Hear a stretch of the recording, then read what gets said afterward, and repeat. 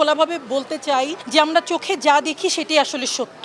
হ্যাঁ, এটা হচ্ছে আসলে প্রিয় জায়গা আর্টিস্টদের। তো আমরা সবাই আসলে হয় না যে প্রতি বছর চেষ্টা করি যে একটা গেট টুগেদার মতো, ক্যামেরা আচ্ছা, গেট টুগেদার মতো আসলে এখানে অ্যাটেন্ড করার তো সবসময় কাজের পারপাসে হয়ে থাকা মানে হয় না। তো আজকে এখানে এসে সবচেয়ে বেটার হচ্ছে, আমার সবচেয়ে ভালো লাগছে কাজের ফাঁকে যেহেতু আমি এখানে আসছি, আই ফিল গুড। এটাই আসলে হওয়া উচিত। আমার কাছে মনে হচ্ছে যে যারা বড় পর্দায় কাজ করেন কিংবা আমরা ছোট পর্দায় যারা কাজ করি, সেটা আসলে ম্যাটার করে না। ম্যাটার করে হচ্ছে আমরা অভিনয়টা করছি, সেটা আমরা যে কোনো প্ল্যাটফর্মে কাজ করি না কেন। আজকে ওনারা যেটা করেছেন এটা আসলে মানে এটা আসলে বিগেস্ট থিং, যে এরকমটা আগে কখনো হয়নি, আর হয়েছে কিনা আমার জানা নাই, কারণ এই প্রথম আমিও দেখছি আপনাদের মতো। এটা আসলে খুব খুব পজিটিভ একটা দিক।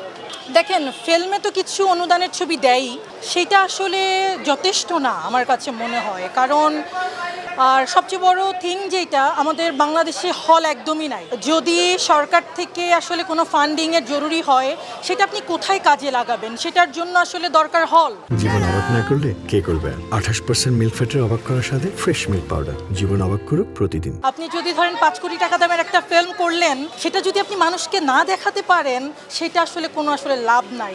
সরকারের জায়গা থেকে আমার কাছে মনে হয় হলের জায়গাটা আসলে আগে পরিপক্ক করতে হবে।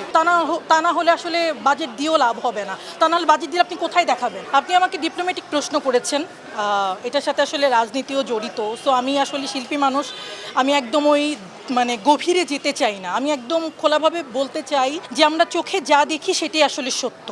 হ্যাঁ, গোপনে যদি কোনো কিছু করে থাকি, সেটা যদি সত্যও হয়, তারপরে সেটার কোনো ভ্যালু নাই, কারণ সেটা আমরা চোখে দেখি না। তো আমার কাছে মনে হয় যে কত টাকা বাজেট বললেন, 100 কোটি 1000 কোটি টাকা বাজেট পেয়েছে, সেটা পেয়ে আসলে কোনো আসলে কাজে হয় নাই। তো আসলে কাজটা করাটা খুব জরুরি, এটা আমার কাছে মনে হয়।